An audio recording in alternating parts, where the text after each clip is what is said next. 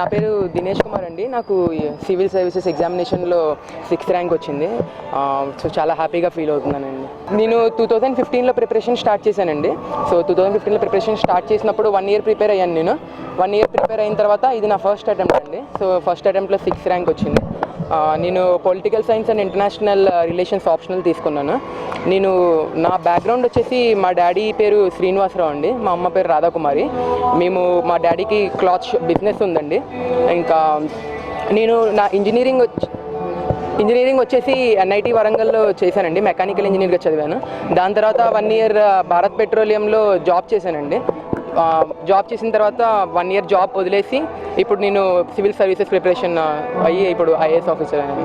Tips వచ్చేసి ఒకటండి, plan వేసుకొని దాని పరంగా చదువుకోకపోతే చాలా మనం ట్రాక్ తప్పే అవకాశం ఉందండి. So first of all civil services prepare అవ్వాలంటే ఒక ప్లాన్ అంటూ పక్కా ఉండాలి. ఫర్ ఎగ్జాంపుల్ నా కేసు తీసుకుంటే నేను ప్రతి 4 monthsకి ఒక ప్లాన్ చేసుకున్నానండి. 4 months ఇది కంప్లీట్ చేయాలి, అది కంప్లీట్ చేయాలని చెప్పి. అలాగే ఆ 4 monthsలో ప్రతి డే కూడా డివైడ్ చేసుకునేవాడినండి. ఇంకా అది కాకుండా న్యూస్ పేపర్స్ మాత్రం పక్కగా ఎప్పటికప్పుడు రిఫర్ చేస్తూ ఉండాలండి.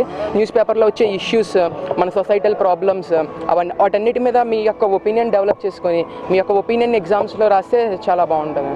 ఫేస్ చేసిన ప్రాబ్లమ్స్ 1 yearలో అన్నిటికన్నా ఇంపార్టెంట్ ప్రాబ్లమ్, నేను ఆప్షనల్ అది చాలా డిఫరెంట్ అండి. నేను మెకానికల్ చదివాను, పొలిటికల్ సైన్స్ చదివాను. సో నాకు చాలా కష్టంగా అనిపించేదండి స్టార్టింగ్లో. కొన్నిసార్లు అయితే అసలు అనవసరంగా ఆప్షనల్ తీసుకున్నాను అనిపించింది. ఇంకా వెళ్ళి మెకానికల్ తీసుకుందామా అన్న స్టేజ్ వచ్చింది. బట్ నేను చెప్పేది ఏంటంటే, ఎంత కష్టం ఉన్నా కూడా మన వైపు నుంచి ఇచ్చేయకూడదండి. సో దానికి ఫైట్ చేస్తే పక్కాగా మనం ఏ ప్రాబ్లం అయినా సాల్వ్ చేయొచ్చని ఫీల్ అవుతుంది.